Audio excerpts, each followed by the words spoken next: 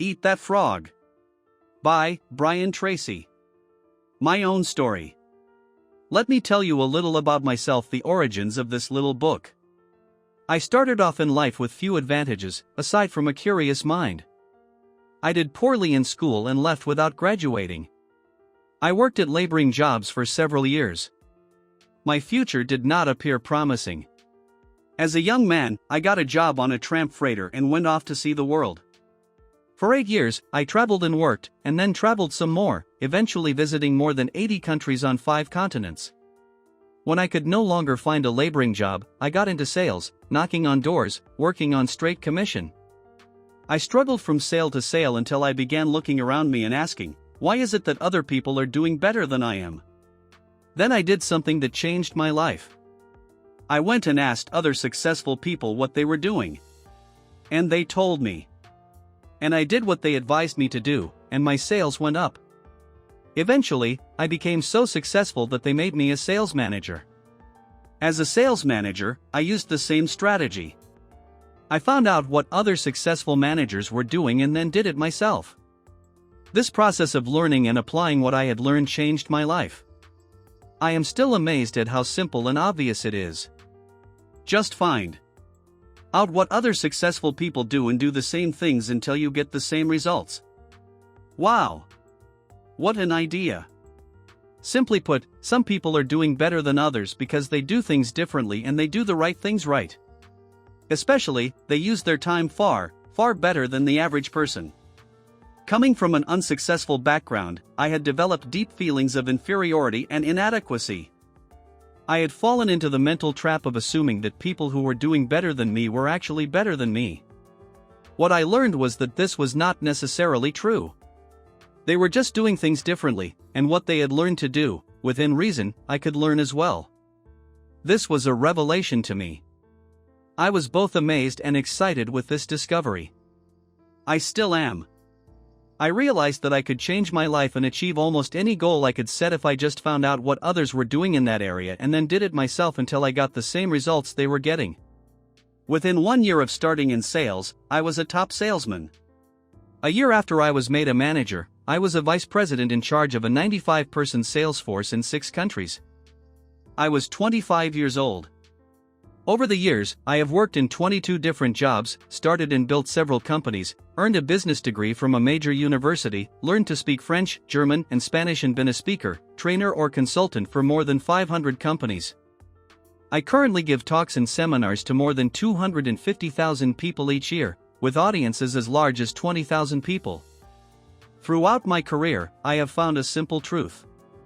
The ability to concentrate single-mindedly on your most important task, to do it well and to finish it completely, is the key to great success, achievement, respect, status, and happiness in life. This key insight is the heart and soul of this book. This book is written to show you how to get ahead more rapidly in your career. These pages contain the 21 most powerful principles on personal effectiveness I have ever discovered. These methods, techniques, and strategies are practical, proven, and fast-acting. In the interests of time, I do not dwell on the various psychological or emotional explanations for procrastination or poor time management. There are no lengthy departures into theory or research. What you will learn are specific actions you can take immediately to get better, faster results in your work.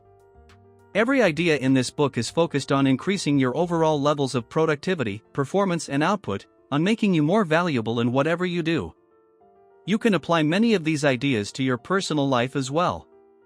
Each of these 21 methods and techniques is complete in itself. All are necessary. One strategy might be effective in one situation and another might apply to another task. Altogether, these 21 ideas represent a smorgasbord of personal effectiveness techniques that you can use at any time, in any order or sequence that makes sense to you at the moment. The key to success is action. These principles work to bring about fast, predictable improvements in performance and results. The faster you learn and apply them, the faster you will move ahead in your career. Guaranteed. There will be no limit to what you can accomplish when you learn how to eat that frog. Brian Tracy. Introduction. This is a wonderful time to be alive. There have never been more possibilities and opportunities for you to achieve more of your goals than exist today. As perhaps never before in human history, you are actually drowning in options. In fact, there are so many good things that you can do that your ability to decide among them may be the critical determinant of what you accomplish in life. If you are like most people today, you are overwhelmed with too much to do in too little time. As you struggle to get caught up, new tasks and responsibilities just keep rolling in, like the tides. Because of this, you will never be able to do everything you have to do. You will never be caught up. You will always be behind in some of your tasks and responsibilities, and probably in many of them. For this reason, and perhaps more than ever before, your ability to select your most important task at each moment, and then to get started on that task and to get it done both quickly and well, will probably have more of an impact on your success than any other quality or skill you can develop. An average person who develops the habit of setting clear priorities and getting important tasks completed quickly will run circles around a genius who talks a lot and makes wonderful plans but who gets very little done.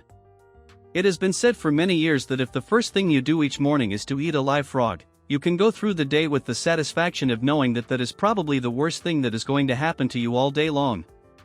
Your frog is your biggest, most important task, the one you are most likely to procrastinate on if you don't do something about it.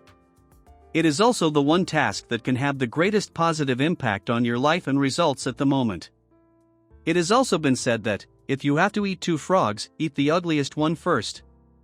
This is another way of saying that, if you have two important tasks before you, start with the biggest, hardest and most important task first. Discipline yourself to begin immediately and then to persist until the task is complete before you go on to something else. Think of it as a test. Treat it like a personal challenge. Resist the temptation to start with the easier task. Continually remind yourself that one of the most important decisions you make each day is your choice of what you will do immediately and what you will do later, if you do it at all. There is one final observation. If you have to eat a live frog, it doesn't pay to sit and look at it for very long. The key to reaching high levels of performance and productivity is for you to develop the lifelong habit of tackling your major task first thing each morning. You must develop the routine of eating your frog before you do anything else, and without taking too much time to think about it. In study after study of men and women who get paid more and promoted faster, the quality of action orientation stands out as the most observable and consistent behavior they demonstrate in everything they do. Successful, effective people are those who launch directly into their major tasks and then discipline themselves to work steadily and single-mindedly until those tasks are complete. In our world, and especially in our business world, you are paid and promoted for getting specific, measurable results. You are paid for making a valuable contribution and especially, for making the contribution that is expected of you. Failure to execute is one of the biggest problems in organizations today. Many people confuse activity with accomplishment. They talk continually, hold endless meetings and make wonderful plans, but, in the final analysis, no one does the job and gets the results required. Fully 95% of your success in life and work will be determined by the kind of habits that you develop over time. The habit of setting priorities, overcoming procrastination, and getting on with your most important task is a mental and physical skill. As such, this habit is learnable through practice and repetition, over and over again, until it locks into your subconscious mind and becomes a permanent part of your behavior. Once it becomes a habit, it becomes both automatic and easy to do. You are designed mentally and emotionally in such a way that task completion gives you a positive feeling. It makes you happy. It makes you feel like a winner. Whenever you complete a task, of any size or importance, you feel a surge of energy, enthusiasm, and self-esteem. The more important the completed task, the happier, more confident and powerful you feel about yourself and your world.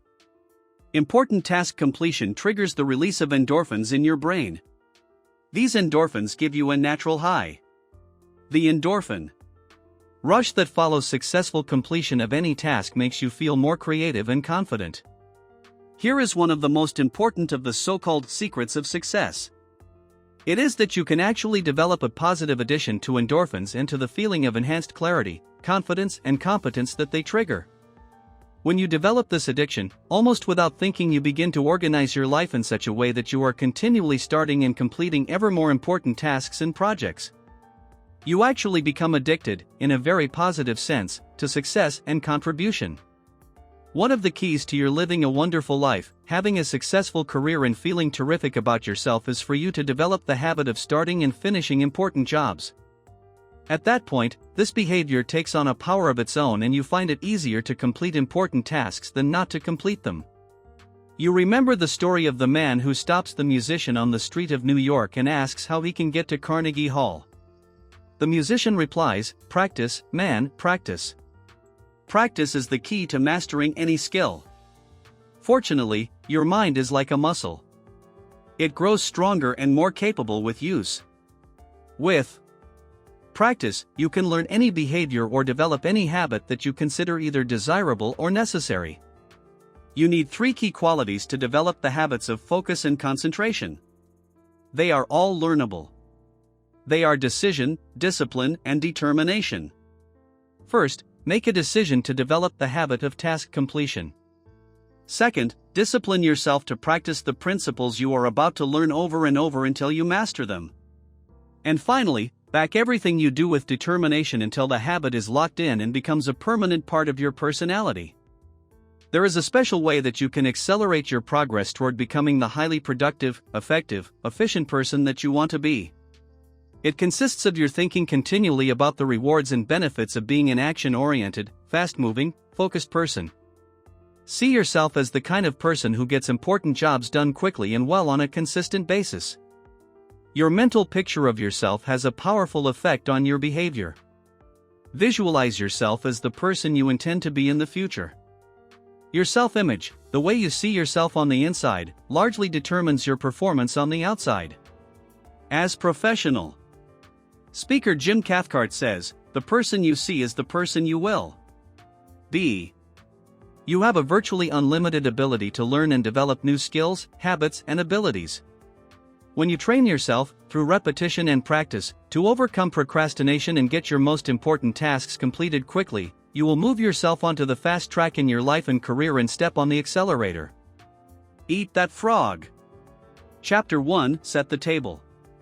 There is one quality that one must possess to win, and that is definiteness of purpose, the knowledge of what one wants and a burning desire to achieve it. Napoleon Hill. Before you can determine your frog and get on with eating it, you have to decide exactly what it is you want to accomplish in each area of your life. Clarity is the most important concept in personal productivity. The number one reason why some people get more work done faster is because they are absolutely clear about their goals and objectives and they don't deviate from them. The more clear you are about what you want and what you have to do to achieve it, the easier it is for you to overcome procrastination, eat your frog and get on with the completion of the task. A major reason for procrastination and lack of motivation is vagueness, confusion, and fuzzy-mindedness about what it is you are supposed to do, and in what order and for what reason.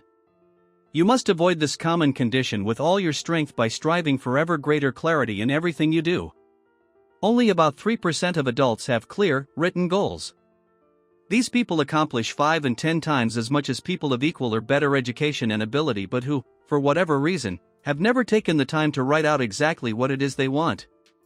There is a powerful formula for setting and achieving goals that you can use for the rest of your life. It consists of 7 simple steps.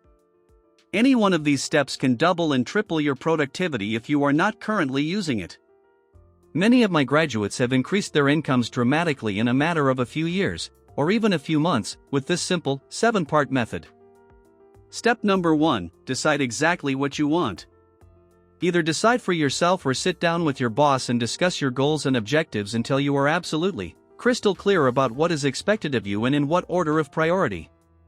It is amazing how many people are working away, day after day, on low-value tasks because they have not had this critical discussion with their manager. Stephen Covey says that, before you begin scrambling up the ladder of success, make sure that it is leaning against the right building. Step number 2: write it down.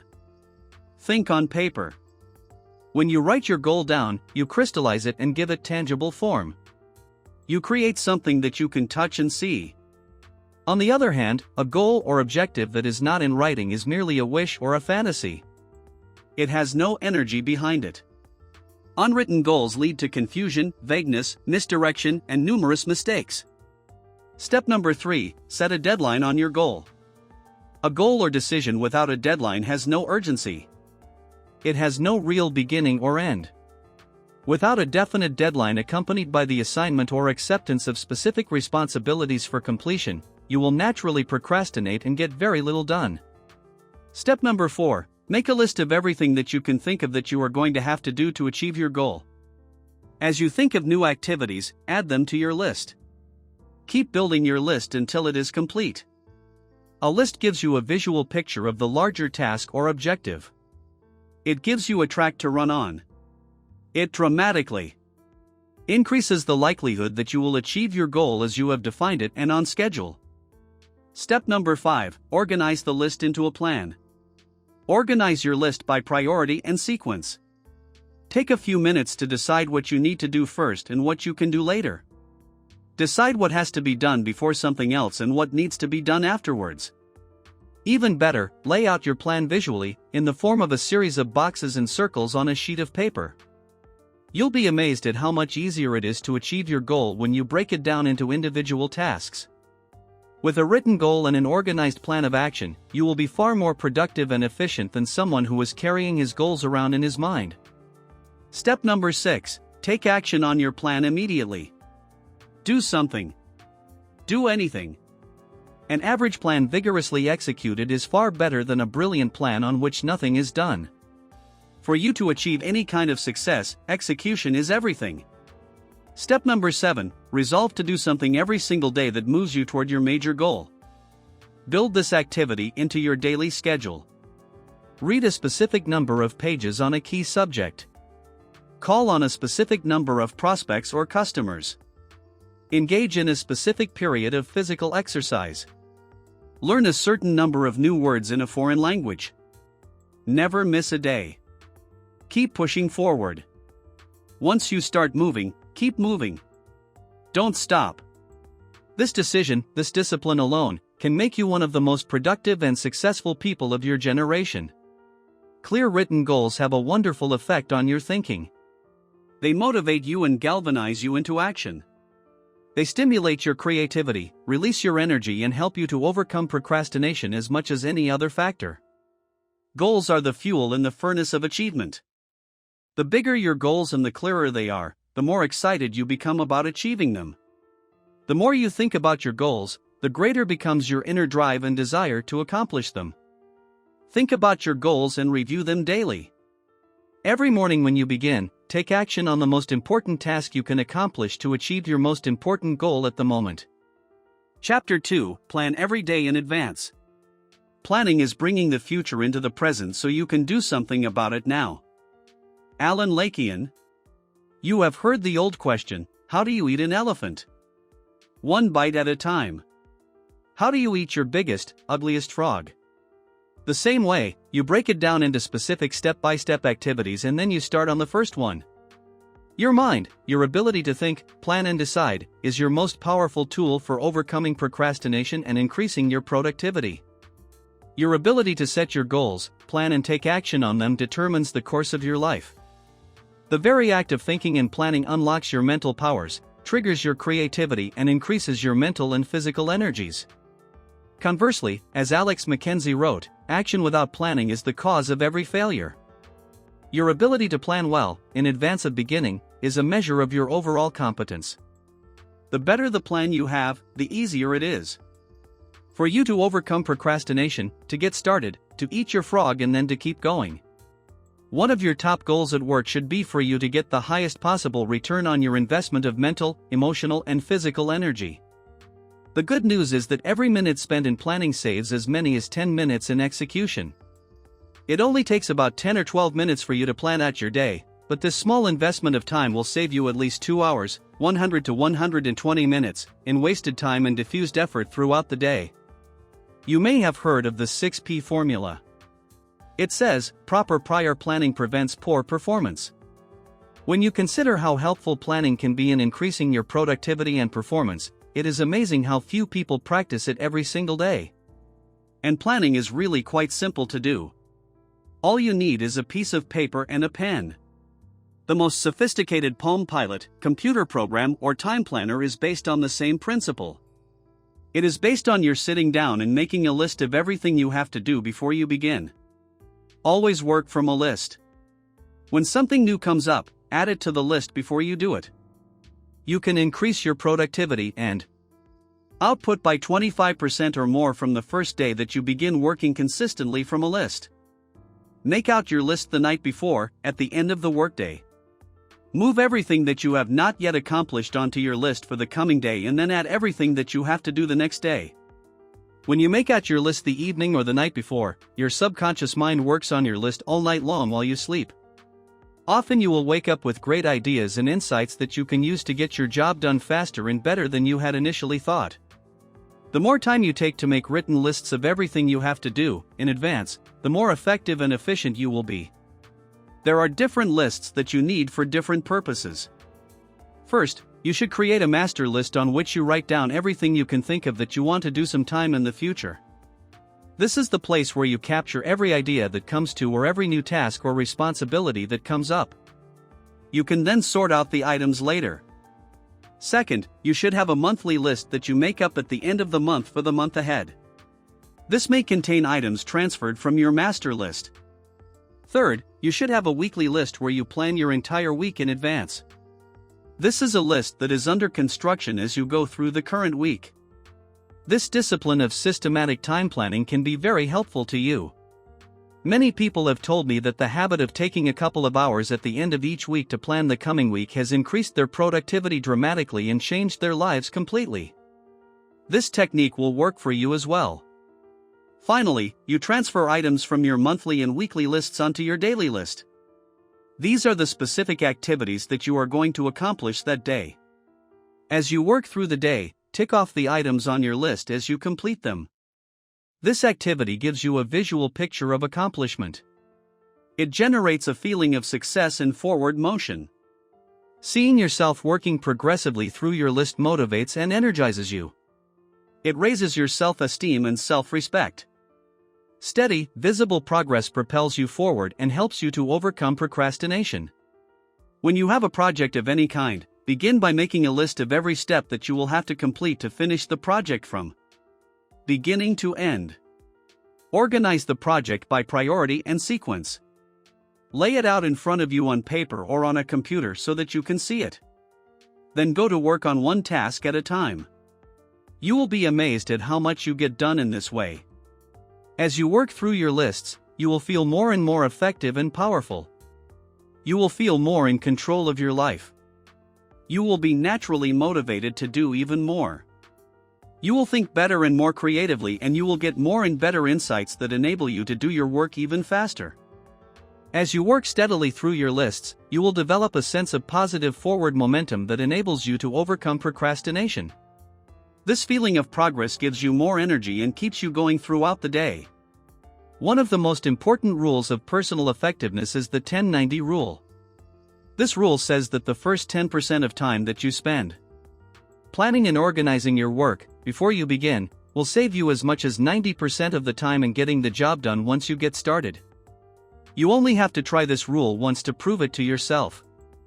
When you plan each day in advance, you find it much easier to get going and to keep going. The work goes faster and smoother than ever before. You feel more powerful and competent. You eventually become unstoppable. Eat that frog. Begin today to plan every day, week, and month in advance. Take a notepad or sheet of paper and make a list of everything you have to do in the next 24 hours. Add to it as new items come up. Make a list of all your projects, the big multitask jobs that are important to your future. Lay out each of your major goals, projects, or tasks by priority, what is most important, and by sequence, what has to be done first, what comes second, and so forth. Start with the end in mind and work backward. Think on paper.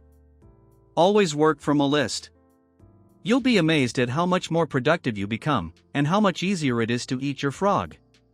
Chapter 3: Apply the 80-20 rule to everything. We always have time enough, if we will but use it aright. Wolfgang von Goethe. The 80-20 rule is one of the most helpful of all concepts of time and life management. It is also called the Pareto principle after its founder, the Italian economist Vilfredo Pareto, who first wrote about it in 1895. Pareto noticed that people in his society seemed to divide naturally into what he called the vital few, the top 20% in terms of money and influence, and the trivial many, the bottom 80%. He later discovered that virtually all economic activity was subject to this Pareto principle as well. For example, this rule says that 20% of your activities will account for 80% of your results. 20% of your customers will account for 80% of your sales. 20% of your products or services will account for 80% of your profits. 20% of your tasks will account for 80% of the value of what you do, and so on. This means that if you have a list of 10 items to do, 2 of those items will turn out to be worth as much or more than the other 8 items put together. Here is an interesting discovery. Each of these tasks may take the same amount of time to accomplish. But 1 or 2 of those tasks will contribute 5 or 10 times the value as any of the others. Often, one item on a list of 10 things that you have to do can be worth more than all the other 9 items put together. This task is invariably the frog that you should eat first. Can you guess on which items the average person is most likely to procrastinate? The sad fact is that most people procrastinate on the top 10 or 20% of items that are the most valuable and important, the vital few. They busy themselves instead with the least important 80%, the trivial many that contribute very little to results. You often see people who appear to be busy all day long but they seem to accomplish very little. This is almost always because they are busy doing things that are of low value while they procrastinate on the 1 or 2 activities that could make a real difference to their companies and to their careers. The most valuable tasks you can do each day are often the hardest and most complex. But the payoff and rewards for completing these tasks efficiently can be tremendous. For this reason, you must adamantly refuse to work on tasks in the bottom 80% while you still have tasks in the top 20% left to be done. Before you begin work, always ask yourself, is this task in the top 20% of my activities or in the bottom 80%? Remember, whatever you choose to do, over and over, eventually becomes a habit that is hard to break. If you choose to start your day on low-value tasks, you soon develop the habit of always starting and working on low-value tasks. This is not the kind of habit you want to develop or keep. The hardest part of any important task is getting started on it in the first place. Once you actually begin work on a valuable task, you seem to be naturally motivated to continue. There is a part of your mind that loves to be busy working on significant tasks that can really make a difference. Your job is to feed this part of your mind continually. Just thinking about starting and finishing an important task motivates you and helps you to overcome procrastination. The fact is that the amount of time required to complete an important job is often the same as the time required to do an unimportant job. The difference is that you get a tremendous feeling of pride and satisfaction from the completion of something valuable and significant. However, when you complete a low-value task, using the same amount of time and energy, you get little or no satisfaction at all. Time management is really life management, personal management. It is really taking control over the sequence of events. Time management is control over what you do next. And you are always free to choose the task that you will do next. Your ability to choose between the important and the unimportant is the key determinant of your success in life and work. Effective, productive people discipline themselves to start on the most important task that is before them. They force themselves to eat that frog, whatever it is. As a result, they accomplish vastly more than the average person and are much happier as a result. This should be your way of working as well. Chapter 4: Consider the consequences. Every man has become great, every successful man has succeeded, in proportion as he has confined his powers to one particular channel. Or as in Sweat Martin. The mark of the superior thinker is his or her ability to accurately predict the consequences of doing or not doing something. The potential consequences of any task or activity are the key determinants of how important it really is to you and to your company. This way of evaluating the significance of a task is how you determine what your next frog really is. Dr. Edward Banfield of Harvard University, after more than 50 years of research, concluded that long-time perspective is the most accurate single predictor of upward social and economic mobility in America. Long-time perspective turns out to be more important than family background, education, race, intelligence, connections, or virtually any other single factor in determining your success in life and at work. Your attitude toward time, your time horizon, has an enormous impact on your behavior and your choices. People who take the long view of their lives and careers always seem to make much better decisions about their time and activities than people who give very little thought to the future. Successful people have a clear future orientation. They think 5, 10, and 20 years out into the future. They analyze their choices and behaviors in the present to make sure that they are consistent with the long-term future that they desire. In your work, having a clear idea of what is really important to you in the long term makes it much easier for you to make better decisions about your priorities in the short term. By definition, something that is important has long-term potential consequences. Something that is unimportant has few or no long-term potential consequences. Before starting on anything, you should always ask yourself, what are the potential consequences of doing or not doing this task? The clearer you are about your future intentions, the greater influence that clarity will have on what you do in the moment. With a clear long-term vision, you are much more capable of evaluating an activity in the present and to assure that it is consistent with where you truly want to end up. Successful people are those who are willing to delay gratification and make sacrifices in the short term so that they can enjoy far greater rewards in the long term. Unsuccessful people, on the other hand, think more about short-term pleasure and immediate gratification while giving little thought to the long-term future. Dennis Waitley, the motivational speaker, says, "Failures do what is tension relieving while winners do what is goal achieving." For example, coming into work earlier, reading regularly in your field, taking courses to improve your skills, and focusing on high-value tasks in your work will all combine to have an enormous positive impact on your future.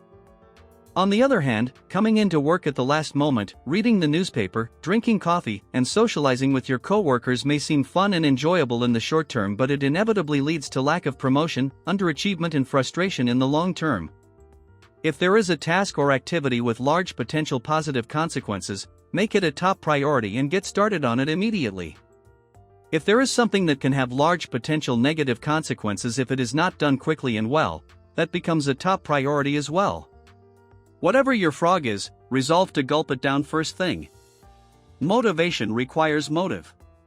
The greater the positive potential impact that an action or behavior of yours can have on your life, once you define it clearly, the more motivated you will be to overcome procrastination and get it done quickly.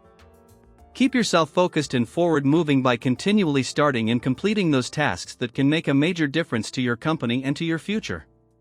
The time is going to pass anyway. The only question is how you use and where you are going to end up at the end of the weeks and months. And where you end up is largely a matter of the amount of consideration you give to the likely consequences of your actions in the short term. Thinking continually about the potential consequences of your choices, decisions, and behaviors is one of the very best ways to determine your true priorities in your work and personal life. Chapter 5: Practice the ABCDE method continually. The first law of success is concentration, to bend all the energies to one point, and to go directly to that point, looking neither to the right or to the left. William Matthews. The more thought you invest in planning and setting priorities before you begin, the more important things you will do and the faster you will get them done once you get started. The more important and valuable the task is to you, the more you will be motivated to overcome procrastination and launch yourself into the job. The ABCDE method is a powerful priority setting technique that you can use every single day. This technique is so simple and effective that it can, all by itself, make you one of the most efficient and effective people in your field. The power of this technique lies in its simplicity. Here's how it works. You start with a list of everything you have to do for the coming day. Think on paper. You then place an A, B, C, D or E before each item on your list before you begin the first task. An A item is defined as something that is very important. This is something that you must do. This is a task for which there can be serious consequences if you do it or fail to do it, like visiting a key customer or finishing a report for your boss that she needs for an upcoming board meeting. These are the frogs of your life. If you have more than one A task, you prioritize these tasks by writing A1, A2, A3, and so on in front of each item. Your A1 task is your biggest, ugliest frog of all. A B item is defined as a task that you should do, but it only has mild consequences. These are the tadpoles of your work life. This means that someone may be unhappy or inconvenienced if you don't do it, but it is nowhere as important as an A task. Returning an unimportant telephone message or reviewing your email would be a B task. The rule is that you should never do a B task when there is an A task left undone. You should never be distracted by a tadpole when there is a big frog sitting there waiting to be eaten. A C task is defined as something that would be nice to do, but for which there are no consequences at all, whether you do it or not. C tasks include phoning a friend, having coffee or lunch with a coworker, or completing some personal business during work hours. This sort of activity has no effect at all on your work life. A D task is defined as something you can delegate to someone else. The rule is that you should delegate everything that anyone else can do so that you can free up more time for the A tasks that only you can do. An E task is defined as something that you can eliminate altogether and it won't make any real difference. This may be a task that was important at one time but which is no longer relevant to yourself or anyone else. Often it is something you continue to do out of habit or because you enjoy it.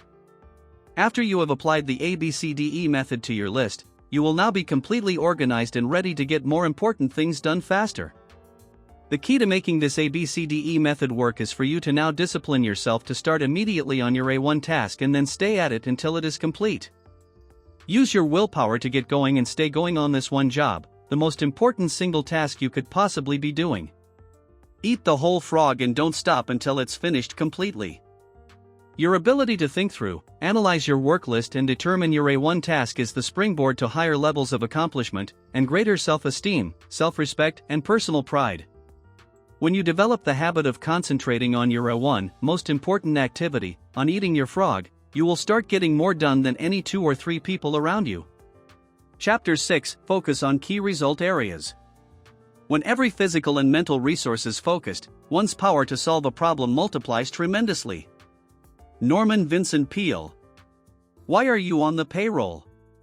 This is one of the most important questions you ever ask and answer, over and over again, throughout your career. As it happens, most people are not sure exactly why they are on the payroll.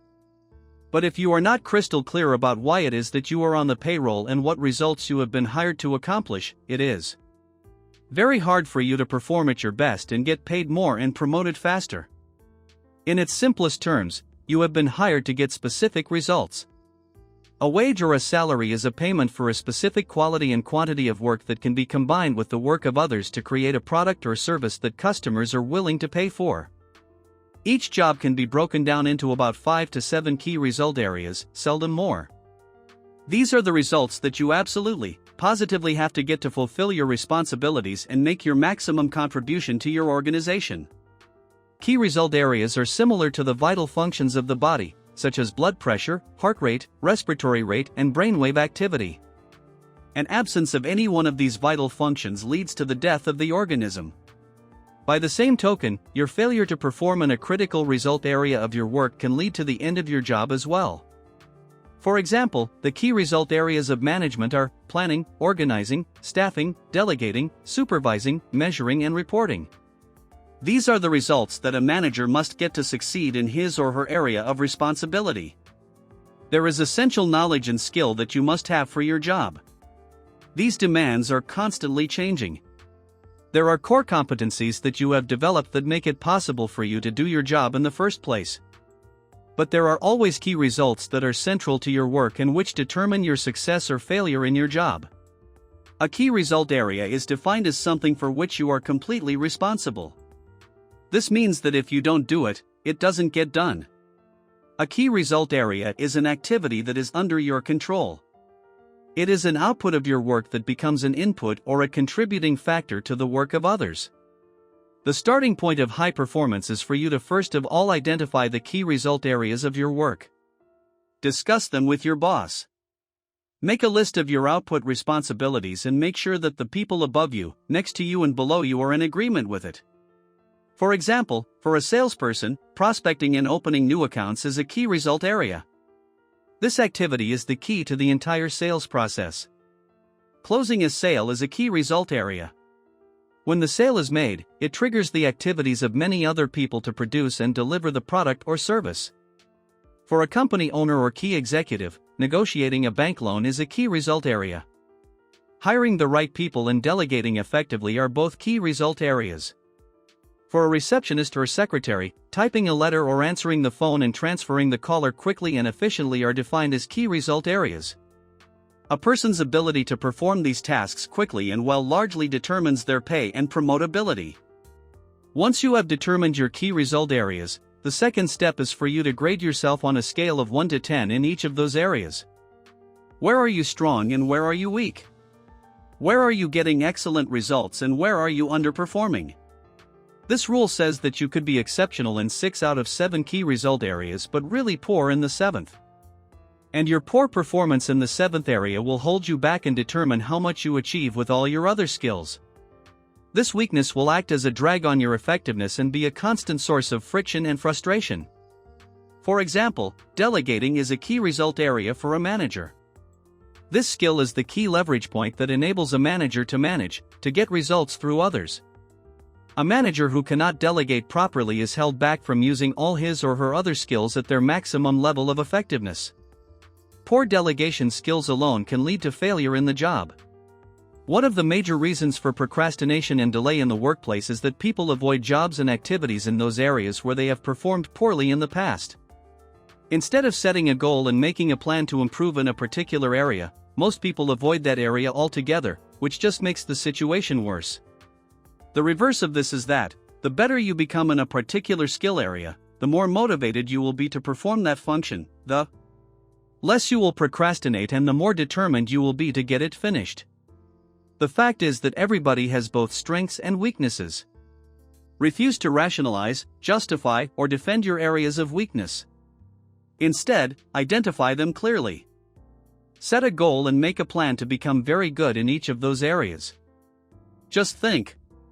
You may be only one critical skill away from top performance at your job. Here is one of the greatest questions you will ever ask and answer. What one skill, if I developed and did it in an excellent fashion, would have the greatest positive impact on my career? You should use this question to guide your career for the rest of your life. Look into yourself for the answer. You usually know what it is. Ask your boss this question. Ask your coworkers. Ask your friends and your family. Whatever it is, find out and then go to work to bring up your performance in this area. The good news is that all business skills are learnable. If anyone else is excellent in that particular key result area, this is proof that you can become excellent as well, if you decide to. One of the fastest and best ways to stop procrastinating and get more things done faster is for you to become absolutely excellent in your key result areas. This can be as important as anything else you do in your life or your career. Eat that frog. Identify the key result areas of your work. What are they? Write down the key results you have to get to do your job in an excellent fashion. Give yourself a grade from 1 to 10 on each one. And then determine the one key skill that, if you did it in an excellent manner, would help you the most in your work. Take this list to your boss and discuss it with him or her. Invite honest feedback and appraisal. You can only get better when you are open to the constructive inputs of other people.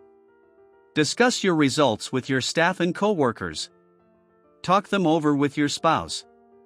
Make a habit of doing this analysis regularly for the rest of your career. Never stop improving. This decision alone can change your life. Chapter 7: Obey the Law of Forced Efficiency. Concentration, in its truest, unadulterated form, means the ability to focus the mind on one single solitary thing. Komar. This law says that there is never enough time to do everything, but there is always enough time to do the most important thing.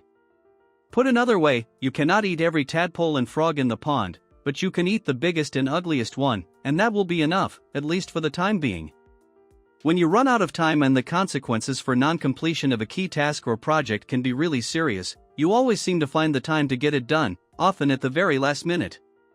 You start early, you stay late, and you drive yourself to complete the job rather than to face the negative consequences that would follow if you didn't get it completed within the time limit. The fact is that the average person today is working at 110% to 130% of capacity. And the jobs and responsibilities just keep piling up. Everyone has stacks of reading material they still have to go through. One study concluded recently that the average executive has 300 to 400 hours of reading and projects backlogged at home and at the office. What this means is that you will never be caught up. Get that out of your mind. All you can hope for is to be on top of your most important responsibilities. The others will just have to wait. Many people say that they work better under the pressure of deadlines. Unfortunately, years of research indicate that this is seldom true. Under the pressure of deadlines, often self-created through procrastination and delay, people suffer greater stress, make more mistakes, and have to redo more tasks than under any other conditions. Often the mistakes that are made when people are working under tight deadlines lead to defects and cost overruns that lead to substantial financial losses in the long term.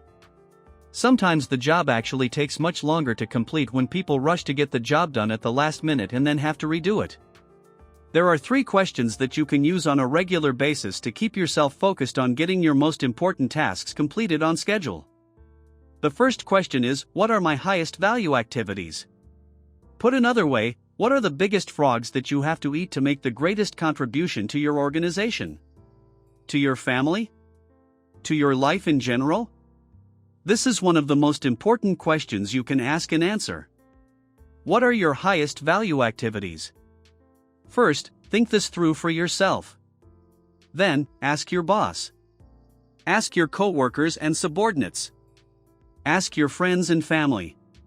Like focusing the lens of a camera, you must be crystal clear about your highest value activities before you begin work. The second question you can ask continually is, what can I and only I do, that if done well, will make a real difference? This question comes from Peter Drucker, the management guru. It is one of the best of all questions for achieving personal effectiveness. What can you, and only you do, that if done well, can make a real difference? This is something that only you can do. If you don't do it, it won't be done by someone else. But if you do it, and you do it well, it can really make a difference to your life and your career. What is your frog in your work? Every hour of every day, you can ask yourself this question and there will be a specific answer. Your job is to be clear about the answer and then to start and work on this task before anything else.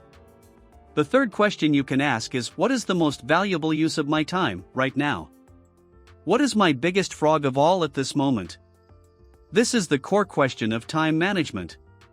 This is the key to overcoming procrastination and becoming a highly productive person. Every hour of every day, there is an answer to this question.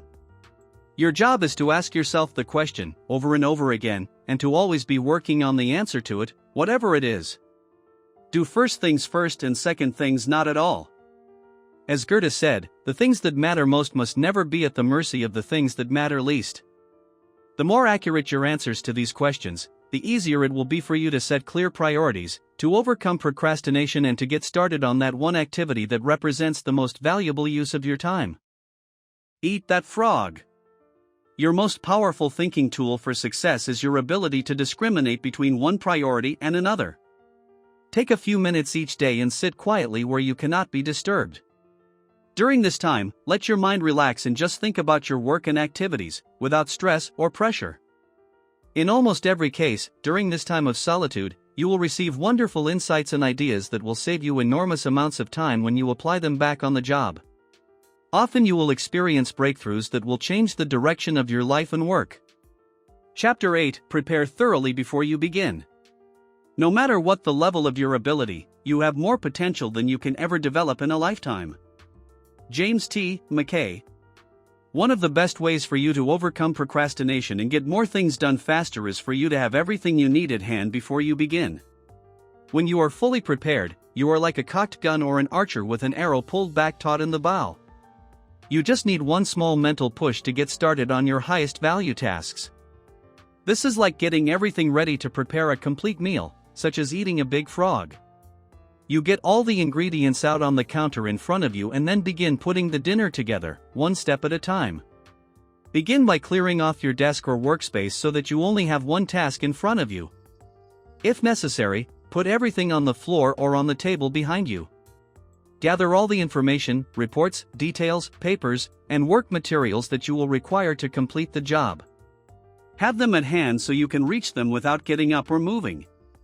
Be sure that you have all writing materials, computer disks, access codes, email addresses, and everything else you need to start and continue working until the job is done. Set up your work area so that it is comfortable, attractive, and conducive to working for long periods. Especially, make sure that you have a comfortable chair that supports your back and allows your feet to sit flat on the floor. The most productive people take the time to create a work area where they enjoy spending time. The cleaner and neater your work area before you begin, the easier it is for you to get started and keep going. One of the great techniques for overcoming procrastination, eating frogs, is for you to get everything completely ready to work in advance. When everything is laid out in order and sequence, you feel much more like getting on with the job.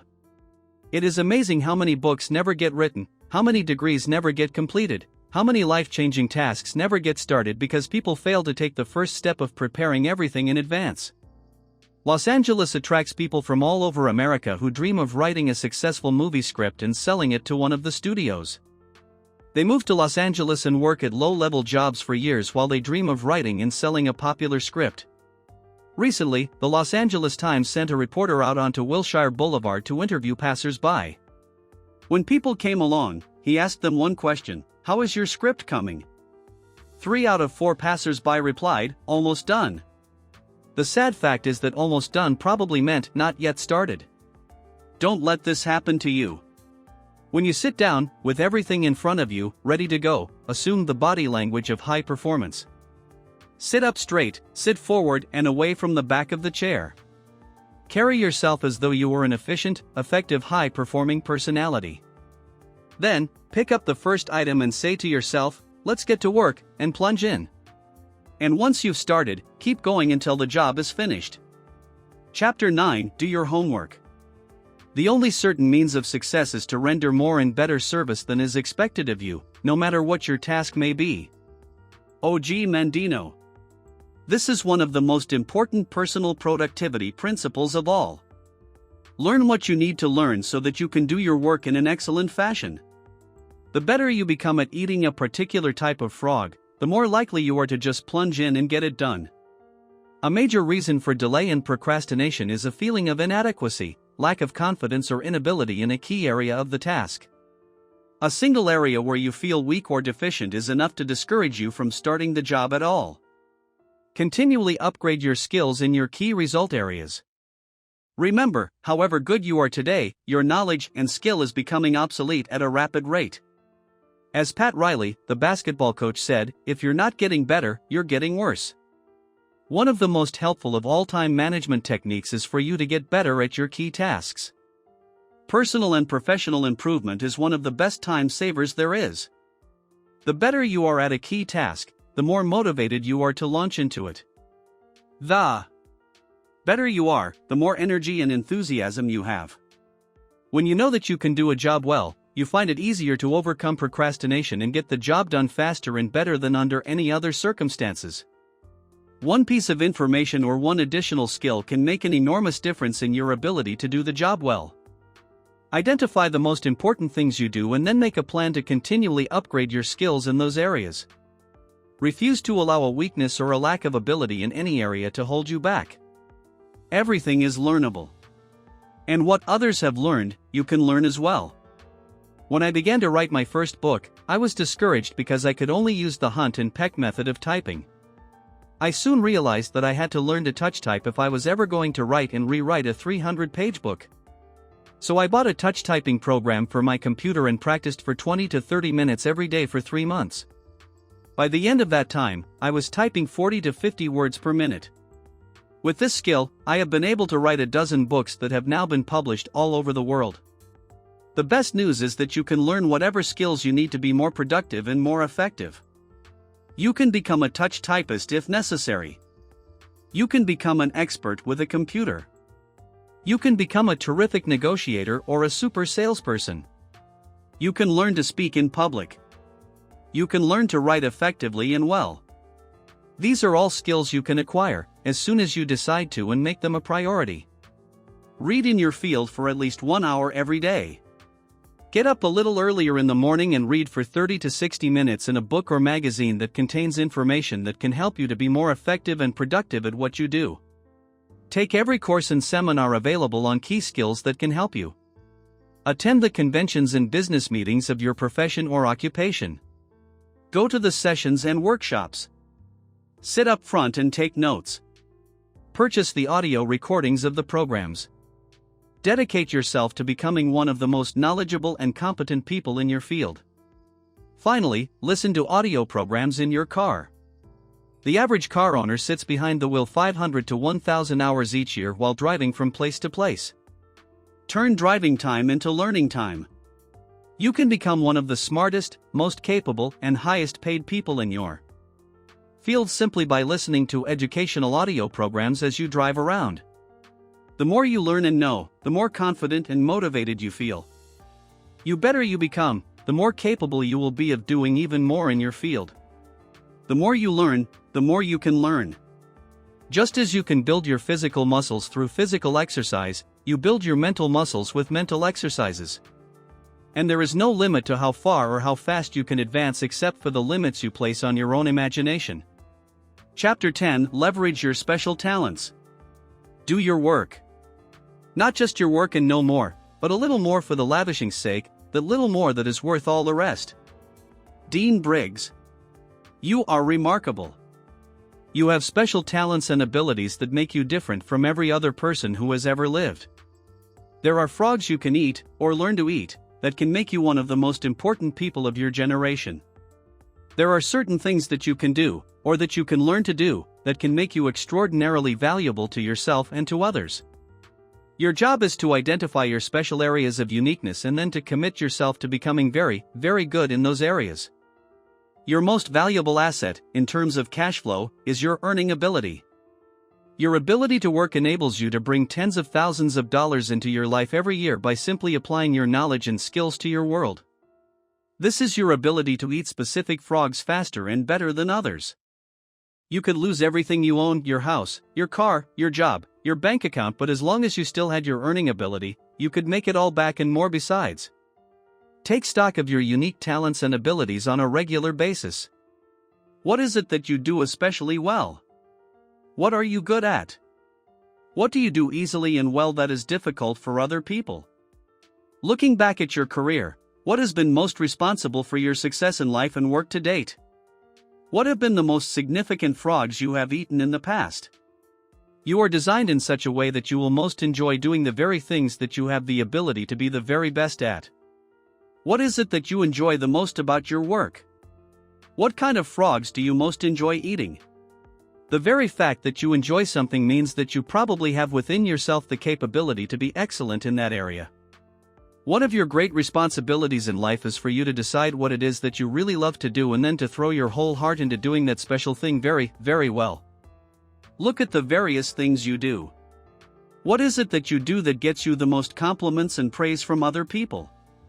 What do you do that positively affects the work and performance of other people more than anyone else?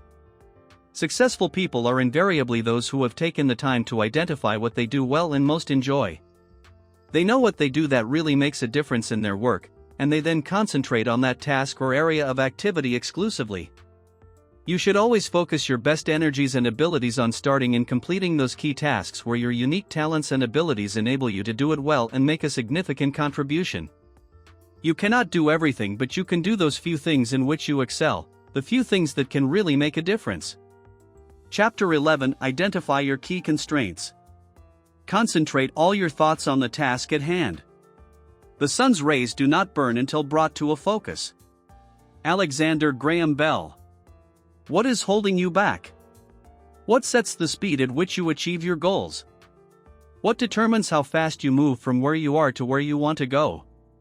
What stops you or holds you back from eating the frogs that can really make a difference? Why aren't you at your goal already? These are some of the most important questions you will ever ask and answer achieving high levels of personal productivity and effectiveness. Whatever you have to do, there is always a limiting factor that determines how quickly and well you get it done. Your job. is to study the task and identify the limiting factor or constraint within it. You must then focus all of your energies on alleviating that single choke point. In virtually every task, large or small, there is a factor that sets the speed at which you achieve the goal or complete the job. What is it? Concentrate your mental energies on that one key area. This can be the most valuable use of your time and talents. This may be a person whose help or decision you need, a resource that you require, a weakness in some part of the organization, or something else. But it's the limiting factor always there, and it is always your job to find it. For example, the purpose of a business is to create and keep a customer. By doing this in sufficient quantities, the company makes a profit and continues to grow and flourish. In every business, there is a limiting factor or choke point that determines how quickly and well the company achieves this purpose. It may be the marketing, the level of sales, or the sales force itself. It may be the costs of operation or the methods of production. It may be the level of cash flow or costs. The success of the company may be determined by the competition, the customers, or the current marketplace. One of these factors, more than anything else, determines how quickly the company achieves its goals of growth and profitability. What is it? The accurate identification of the limiting factor in any process and the focus on that factor can usually bring about more progress in a shorter period of time than any other single activity. The 80-20 rule applies to the constraints in your life and in your work. What this means is that 80% of the constraints, the factors that are holding you back from achieving your goals, are internal. They are within yourself, within your own personal qualities, abilities, habits, disciplines, or competencies. Only 20% of the limiting factors are external to you or to your organization. Your key constraint can be something small and not particularly obvious. Sometimes it requires that you make a list of every step in the process and examine every activity to determine exactly what it is that is holding you back. Sometimes, it can be a single negative perception or objection on the part of the customers that is slowing down the entire sales process. Sometimes it is the absence of a single feature that is holding back the growth of sales of a product or service line. Look into your company honestly. Look within your boss, your coworkers, and members of your staff to see if there is a key weakness that is holding you or the company back, that is acting as a brake on the achievement of your key goals. In your own life, you must have the honesty to look deeply into yourself for the limiting factor or limiting skill that sets the speed at which you achieve your personal goals. Successful people always begin the analysis of constraints by asking the question, what is it in me that is holding me back? They accept complete responsibility and look to themselves for both the cause and cure of their problems. Keep asking, what sets the speed at which I get the results I want? The definition of the constraint determines the strategy that you use to alleviate it. The failure to identify the correct constraint, or the identification of the wrong constraint, can lead you off in the wrong direction. You can end up solving the wrong problem. A major corporation, a client of mine, was experiencing declining sales. They concluded that the major constraint was the sales force and sales management. They spent an enormous amount of money reorganizing the management and retraining the salespeople. They later found that the primary reason that their sales were down was a mistake made by an accountant that had accidentally priced their products too high relative to their competition in the marketplace. Once they revamped their pricing, their sales went back up and they returned to profitability. Behind every constraint or choke point, once it is located and alleviated successfully, you will find another constraint or limiting factor. Whether it is getting to work on time in the morning or building a successful career, there are always limiting factors and bottlenecks that set the speed of your progress. Your job is to find them and to focus your energies on alleviating them as quickly as possible. Often, starting off your day with the removal of a key bottleneck or constraint fills you full of energy and personal power. It propels you into following through and completing the job. And there is always something. Often a key constraint or limiting factor is the most important frog you could eat at that moment. Chapter 12, Take it one oil barrel at a time. Persons with comparatively moderate powers will accomplish much if they apply themselves wholly and indefatigably to one thing at a time. Samuel smiles. There is an old saying that, by the yard it's hard, but inch by inch, anything's a cinch. One of the best ways to overcome procrastination is for you to get your mind off the huge task in front of you and focus on a single action that you can take. One of the best ways to eat a large frog is for you to take it one bite at a time. Confucius wrote that, "A journey of 1,000 leagues begins with a single step." This is a great strategy for overcoming procrastination and getting more things done faster. Many years ago I crossed the heart of the Sahara Desert, the Tinezeraft, deep in modern-day Algeria. By that time, the desert had been abandoned by the French for years and the original refueling stations were empty and shuttered. The desert was 500 miles across in a single stretch, without water, food, a blade of grass or even a fly. It was totally flat, like a broad yellow, sand parking lot that stretched to the horizon in all directions.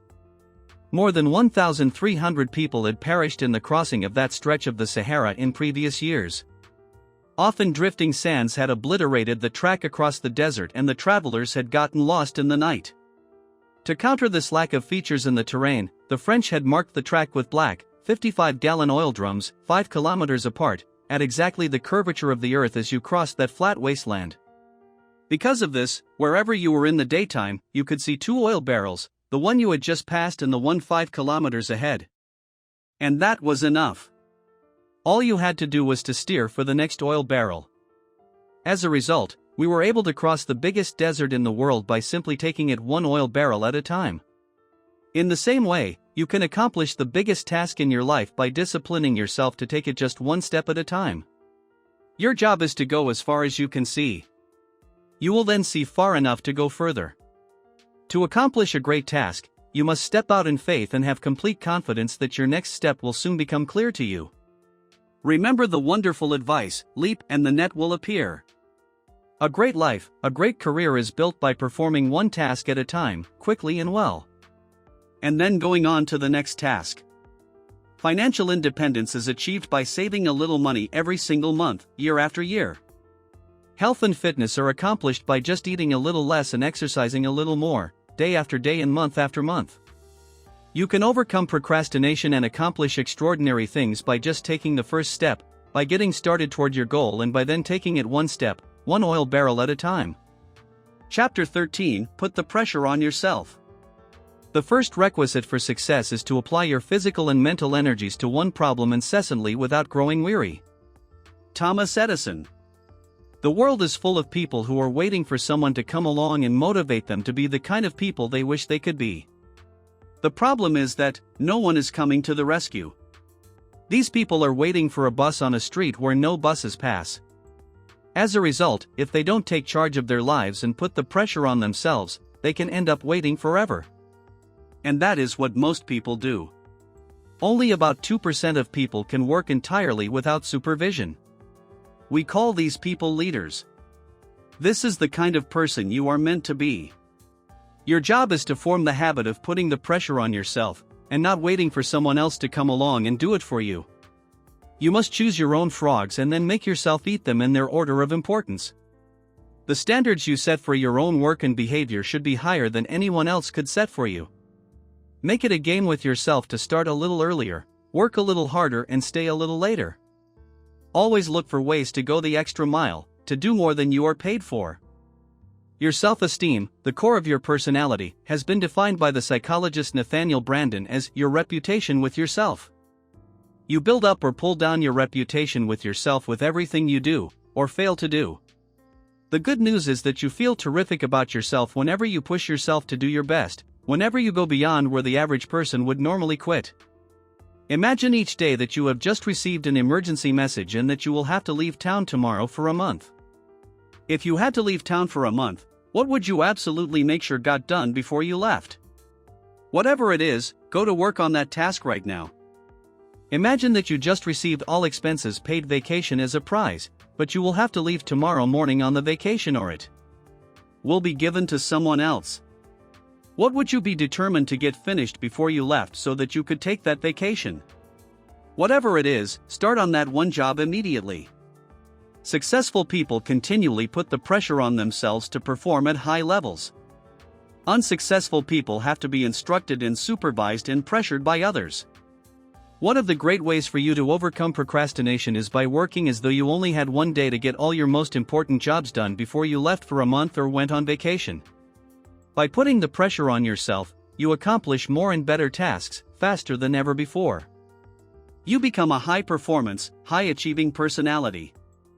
You feel terrific about yourself, and bit by bit, you build up the habit of rapid task completion that then goes on to serve you all the days of your life. Chapter 14: Maximize your personal powers. Gather in your resources, rally all your faculties, marshal all your energies, focus all your capacities upon mastery of at least one field of endeavor. John Haggai. The raw material of personal performance and productivity is contained in your physical, mental, and emotional energies. When you are fully rested, you can get 2 times, 3 times, and 5 times as much done as when you are tired out. Your body is like a machine that uses food, water, and rest to generate energy that you then use to accomplish important tasks in your life and work. One of the most important requirements for being happy and productive is for you to guard and nurture your energy levels at all times. The rule is that your productivity begins to decline after 8 or 9 hours of work. For this reason, working long hours into the night, although it is sometimes necessary, means that you are usually producing less and less in more time. The more tired you get, the worse is your work and the more mistakes you make. At a certain point, like a battery that is run down, you can reach the wall and simply be unable to continue. The fact is that you have specific times during the day when you are at your best. You need to identify these times and discipline yourself to use them on your most important and challenging tasks. Most people are at their best in the mornings, after a good night's sleep. Some people are better in the afternoons. A few people are most creative and productive in the evenings or late at night. A major reason for procrastination is fatigue, or attempting to start on a task when you are tired out. You have no energy or enthusiasm. Like a cold engine in the morning, you can't seem to get yourself started. Whenever you feel overtired and overwhelmed with too much to do in too little time, stop yourself and just say, "All I can do is all I can do." Sometimes the very best use of your time is to go home early and go to bed and sleep for 10 hours straight. This can completely recharge you and enable you to get 2 or 3 times as much done the following day, and of a far higher quality, than if you had continued working long into the night. According to many researchers, the average American is not getting enough sleep relative to the amount of work he or she is doing. Millions of Americans are working in a state of mental fog as the result of working too much and sleeping too little. One of the smartest things you can do is to turn off the television and get to bed by 10 o'clock each night during the week. Sometimes, 1 extra hour of sleep per night can change your entire life. Here is a rule for you. Take 1 full day off every week. During this day, either Saturday or Sunday, you absolutely refuse to read, clear correspondence, catch up on things from the office, or do anything else that taxes your brain. Instead, you go to a movie, exercise, spend time with your family, go for a walk, or any activity that allows your brain to completely recharge itself. It is true that a change is as good as a rest. Take regular vacations each year, both long weekends and 1 and 2 week breaks to rest and rejuvenate. You are always the most productive after a weekend or a vacation. Going to bed early 5 nights a week, sleeping in on the weekends, and taking 1 full day off each week will assure that you have far more energy. This added energy will enable you to overcome procrastination and get started on your major tasks faster and with greater resolve than you ever could if you were tired out. In addition, to keep your energy levels at their highest, be careful about what you eat. Start the day with a high-protein, low-fat and low-carbohydrate breakfast. Eat salads with fish or chicken at lunch. Avoid sugar, salt, white flour products, or desserts. Avoid soft drinks and candy bars or pastries. Feed yourself as you would feed a world-class athlete before a competition, because in many respects, that's what you are before starting work each day. By eating lean and healthy, exercising regularly, and getting lots of rest, you'll get more and better work done, easier and with greater satisfaction than ever before. The better you feel when you start work, the less you procrastinate and the more eager you are to get the job done and get on with other tasks. High energy levels are indispensable to higher levels of productivity, more happiness, and greater success in everything you do. Chapter 15: Motivate yourself into action. It is in the compelling zest of high adventure and of victory, and of creative action that man finds his supreme joys. Antoine de Saint-Exupéry. To perform at your best, you must become your own personal cheerleader. You must develop a routine of coaching yourself and encouraging yourself to play at the top of your game.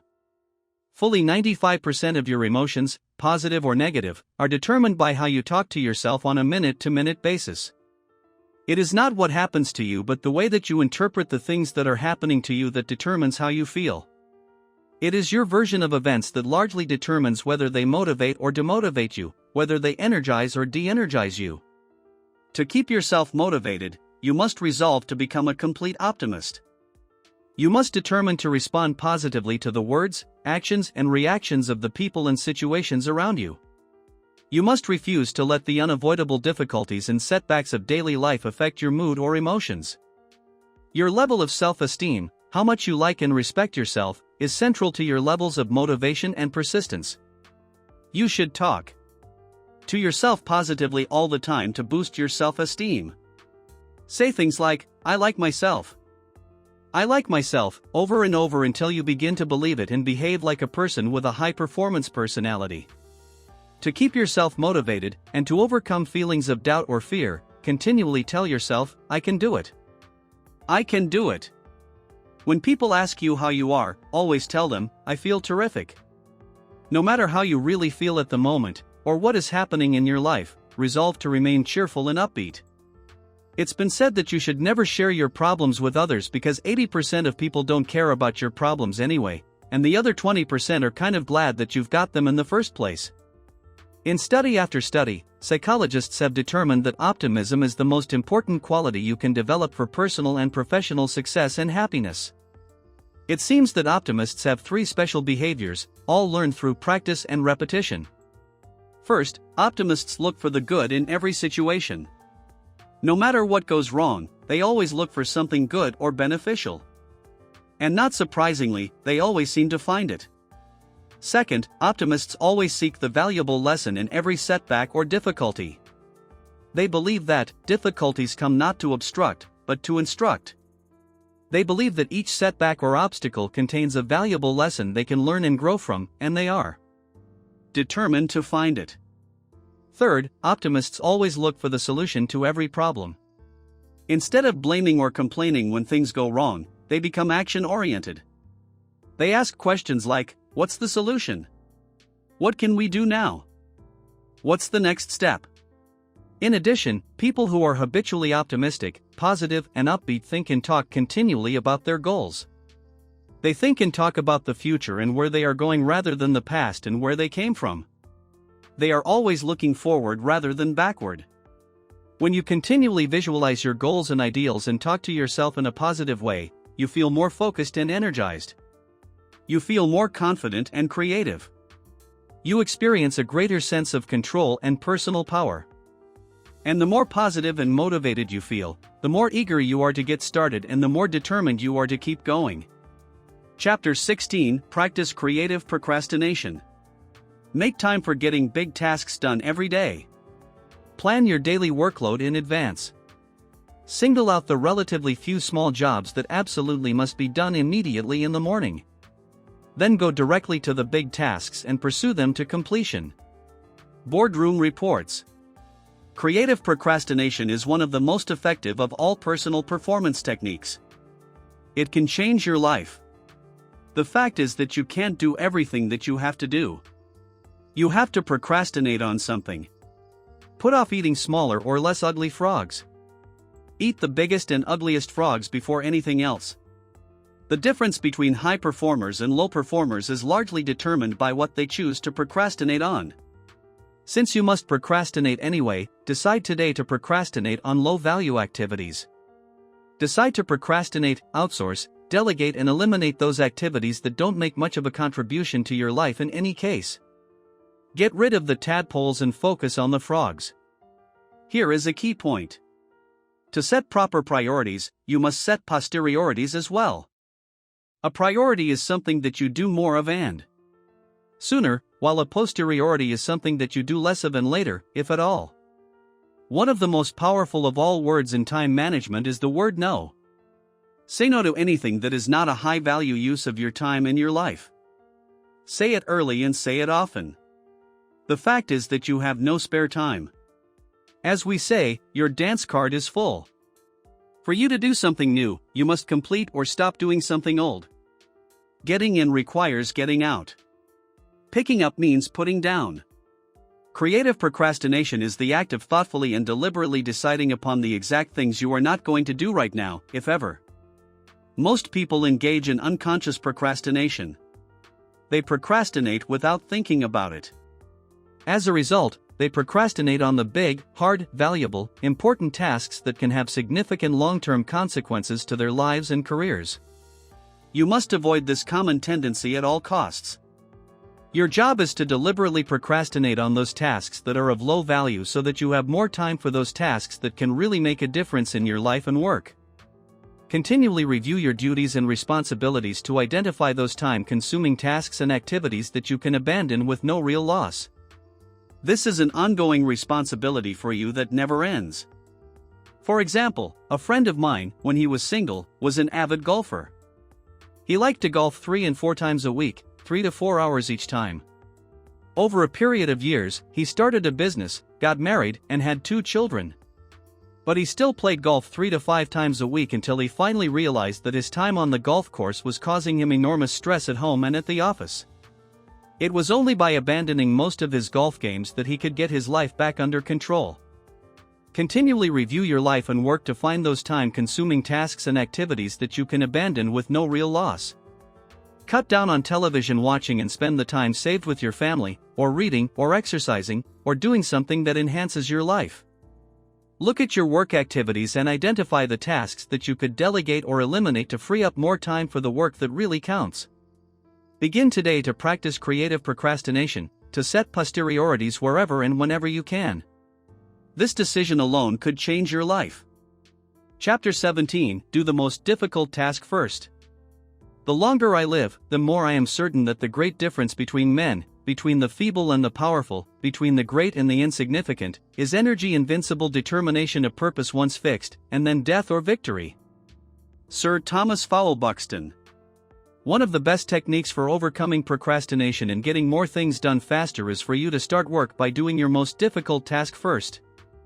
This is truly eating your frog. It is one of the hardest and yet one of the most important of all personal management skills.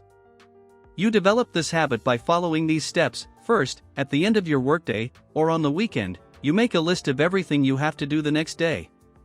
You then review this list using the ABCDE method, combined with the 80-20 rule. You then select your A1 most important task, the job that has the most serious potential consequences if you get it done or leave it undone. You assemble everything you need to start and finish this job and lay it out ready for you to start work in the morning. You clear your workspace completely so that you have this one most important task, like a big frog, sitting on your desk waiting for you in the morning. You then discipline yourself to get up, get ready, and then walk in, sit down, and start on your most difficult task, without interruptions, before you do anything else. You do this repeatedly, every day for 21 days until it becomes a habit. With this discipline, you will literally double your productivity in less than a month. Starting first thing in the morning with your biggest and most important task is the opposite of what most people do. This discipline breaks you of the habit of procrastination and puts your future squarely in your own hands. Starting with your most difficult job, or piece of the job, gives you a jump start on the day. As a result, you'll be more energized and productive from then on. On the days when you launch immediately into your top job, you will feel better about yourself and your work than on any other day. You will personally feel more powerful, more effective, more in control, and more in charge of your life than at any other time. Develop the habit of doing the most difficult task first and you'll never look back. You'll become one of the most productive people of your generation. Chapter 18, Slice and dice the task. The beginning of a habit is like an invisible thread, but every time we repeat the act we strengthen the strand, add to it another filament, until it becomes a great cable and binds us irrevocably in thought and act. Orison Swett Marden.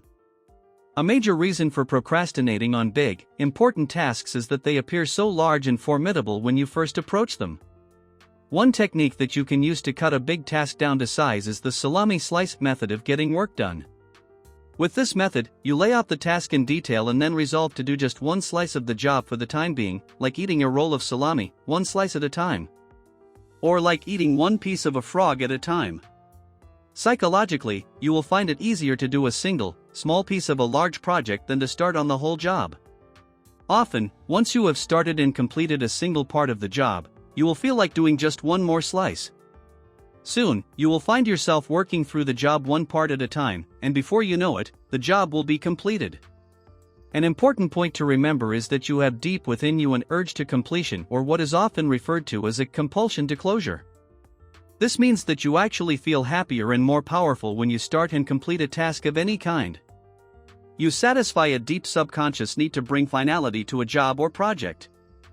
This sense of completion or closure motivates you to start into the next task or project and then to persist toward final completion. This act of completion triggers the release of endorphins in your brain that we talked about earlier. And the bigger the task you start and complete, the better and more elated you feel. The bigger the frog you eat, the greater the surge of personal power and energy you will experience. When you start and finish a small piece of a task, you feel motivated to start and finish another part, and then another, and so on. Each small step forward energizes you. You develop an inner drive that motivates you to carry through to completion. This completion gives you the great feeling of happiness and satisfaction that accompanies any success. Another technique you can use to get yourself going is called the Swiss cheese method of working. You use this technique to get yourself into gear by resolving to punch a hole into the task, like a hole in a block of Swiss cheese.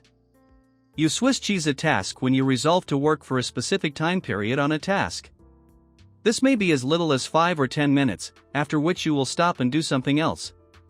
You will just take one bite of your frog and then rest, or do something else. The power of this method is similar to the salami slice method. Once you start working, you develop a sense of forward momentum and a feeling of accomplishment. You become energized and excited. You feel yourself internally motivated and propelled to keep going until the task is complete.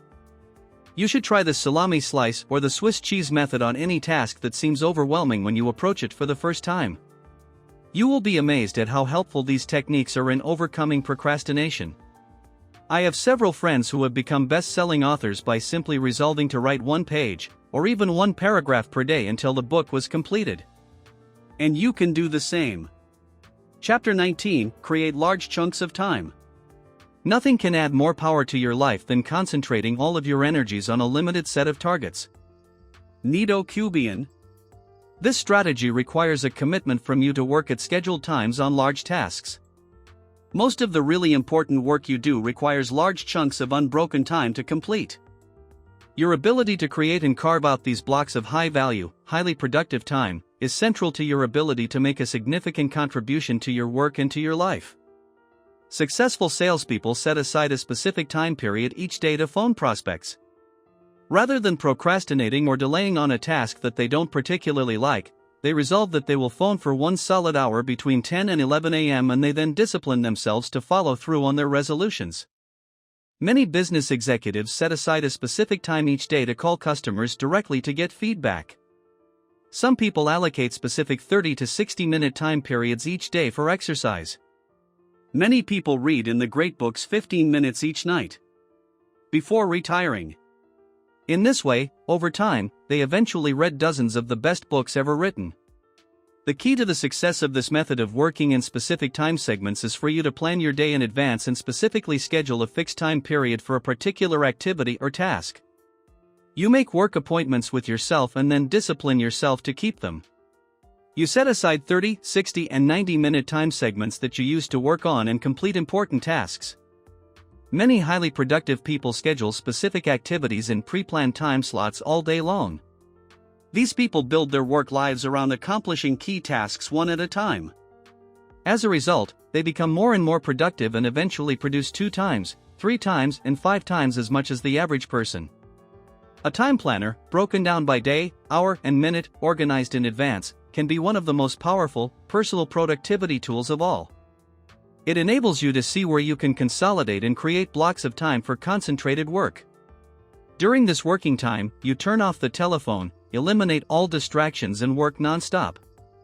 One of the best work habits of all is for you to get up early and work at home in the morning for several hours.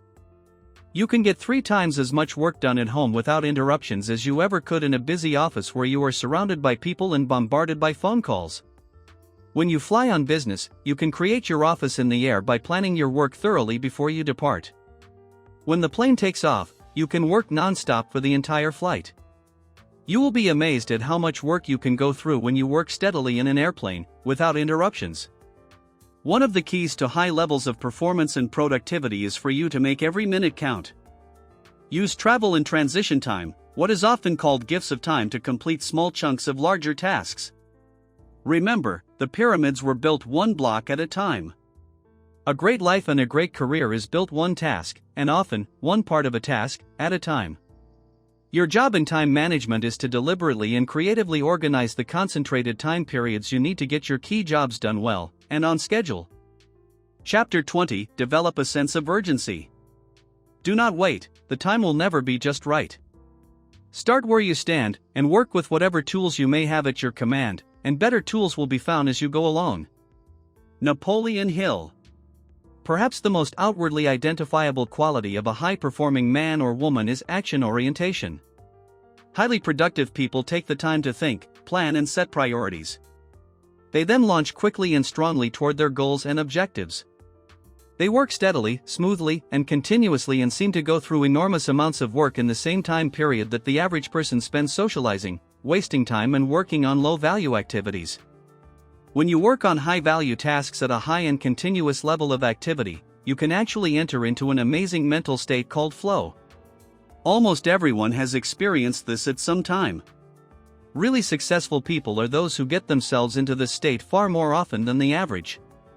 In the state of flow, which is the highest human state of performance and productivity, something almost miraculous happens to your mind and emotions. You feel elated and clear. Everything you do seems effortless and accurate. You feel happy and energized. You experience a tremendous sense of calm and personal effectiveness. In the state of flow, identified and talked about over the centuries, you actually function on a higher plane of clarity, creativity, and competence. You are more sensitive and aware. Your insight and intuition functions with incredible precision. You see the interconnectedness of people and circumstances around you. You often come up with brilliant ideas and insights that enable you to move ahead even more rapidly. One of the ways you can trigger this state of flow is by developing a sense of urgency. This is an inner drive and desire to get on with the job quickly and get it done fast. This inner drive is an impatience that motivates you to get going and to keep going. A sense of urgency feels very much like racing against yourself. With this ingrained sense of urgency, you develop a bias for action. You take action rather than talking continually about what you are going to do. You focus on specific steps you can take immediately. You concentrate on the things you can do right now to get the results you want and achieve the goals you desire. Fast tempo seems to go hand in hand with all great success. Developing this tempo requires that you start moving and keep moving at a steady rate. When you become an action-oriented person, you activate the momentum principle of success. This principle says that although it may take tremendous amounts of energy to overcome inertia and get going initially, it then takes far less energy to keep going. The good news is that the faster you move, the more energy you have. The faster you move, the more you get done and the more effective you feel. The faster you move, the more experience you get and the more you learn. The faster you move, the more competent and capable you become at your work. A sense of urgency shifts you automatically onto the fast track in your career. The faster you work and the more you get done, the higher will be your levels of self-esteem, self-respect, and personal pride. One of the simplest and yet most powerful ways to get yourself started is to repeat the words, "Do it now." Do it now. Do it now, over and over to yourself. If you feel yourself slowing or becoming distracted by conversations or low-value activities, repeat to yourself the words, "Back to work. Back to work. Back to work," over and over. In the final analysis, nothing will help you more in your career than for you to get the reputation for being the kind of person who gets important work done quickly and well. This reputation will make you one of the most valuable and respected people in your field. Chapter 21 Single-Handle Every Task. And herein lies the secret of true power. Learn, by constant practice, how to husband your resources and concentrate them at any given moment upon a given point. James Allen. Eat that frog. Every bit of planning, prioritizing and organizing comes down to this simple concept. Your ability to select your most important task, to begin it and then to concentrate on it single-mindedly until it is complete is the key to high levels of performance and personal productivity. Every great achievement of mankind has been preceded by a long period of hard, concentrated work until the job was done. Single-handling requires that once you begin, you keep working at the task, without diversion or distraction, until the job is 100% complete. You keep urging yourself onward by repeating the words back to work over and over whenever you are tempted to stop or do something else. By concentrating single-mindedly on your most important task, you can reduce the time required to complete it by 50% or more. It has been estimated that the tendency to start and stop a task, to pick it up, put it down and come back to it can increase the time necessary to complete the task by as much as 500%. Each time you return to the task, you have to familiarize yourself with where you were when you stopped and what you still have to do. You have to overcome inertia and get yourself going again. You have to develop momentum and get into a productive work rhythm. But when you prepare thoroughly and then begin, refusing to stop or turn aside until the job is done, you develop energy, enthusiasm, and motivation. You get better and more productive. You work faster and more effectively. The truth is that once you have decided on your number one task, anything else that you do other than that is a relative waste of time. Any other activity is just not as valuable or as important as this job, based on your own priorities. The more you discipline yourself to working non-stop on a single task, the more you move down the efficiency curve. You get more and more high-quality work done in less and less time. Each time you stop working, however, you break this cycle and move back up the curve to where every part of the task is more difficult and time-consuming. Elbert Hubbard defines self-discipline as the ability to make yourself do what you should do, when you should do it, whether you feel like it or not. In the final analysis, success in any area requires tons of discipline. Self-discipline, self-mastery, and self-control are the basic building blocks of character and high performance. Starting a high-priority task and persisting with that task until it is 100% complete is the true test of your character, your willpower, and your resolve. Persistence is actually self-discipline in action. The good news is that the more you discipline yourself to persist on a major task, the more you like and respect yourself, and the higher is your self-esteem. And the more you like and respect yourself, the easier it is for you to discipline yourself to persist even more. By focusing clearly on your most valuable task and concentrating single-mindedly until it is 100% complete, you actually shape and mold your own character. You become a superior person. You become a stronger, more competent, confident, and happier person. You feel more powerful and productive. You eventually feel capable of setting and achieving any goal. You become the master of your own destiny. You place yourself on an ascending spiral of personal effectiveness on which your future is absolutely guaranteed. And the key to all of this is for you to determine the most valuable and important thing you could possibly do at every single moment and then eat that frog. Putting it all together. The key to happiness, satisfaction, great success, and a wonderful feeling of persona power and effectiveness is for you to develop the habit of eating your frog, first thing every day when you start work. Fortunately, this is a learnable skill that you can acquire through repetition. And when you develop the habit of starting on your most important task, before anything else, your success is assured. Here is a summary of the 21 great ways to stop procrastinating and get more things done faster. Review these rules and principles regularly until they become firmly ingrained in your thinking and actions, and your future will be guaranteed. 1. Set the table, decide exactly what you want. Clarity is essential. Write out your goals and objectives before you begin. 2. Plan every day in advance, think on paper. Every minute you spend in planning can save you 5 or 10 minutes in execution. 3. Apply the 80-20 rule to everything. 20% of your activities will account for 80% of your results. Always concentrate your efforts on that top 20%. 4. Consider the consequences. Your most important tasks and priorities are those that can have the most serious consequences, positive or negative, on your life or work. Focus on these above all else. 5. Practice the ABCDE method continually. Before you begin work on a list of tasks, take a few moments to organize them by value and priority so you can be sure of working on your most important activities. 6. Focus on key result areas. Identify and determine those results that you absolutely, positively have to get to do your job well, and work on them all day long. 7. The law of forced efficiency. There is never enough time to do everything, but there is always enough time to do the most important things. What are they? 8. Prepare thoroughly before you begin. Proper prior preparation prevents poor performance. 9. Do your homework. The more knowledgeable and skilled you become at your key tasks, the faster you start them and the sooner you get them done. 10. Leverage your special talents. Determine exactly what it is that you are very good at doing, or could be very good at, and throw your whole heart into doing those specific things very, very well.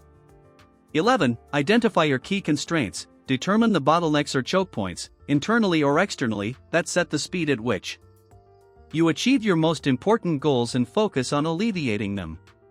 12. Take it one oil barrel at a time. You can accomplish the biggest and most complicated job if you just complete it one step at a time.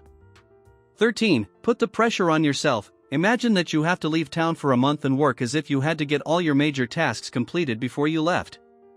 14. Maximize your personal powers. Identify your periods of highest mental and physical energy each day and structure your most important and demanding tasks around these times.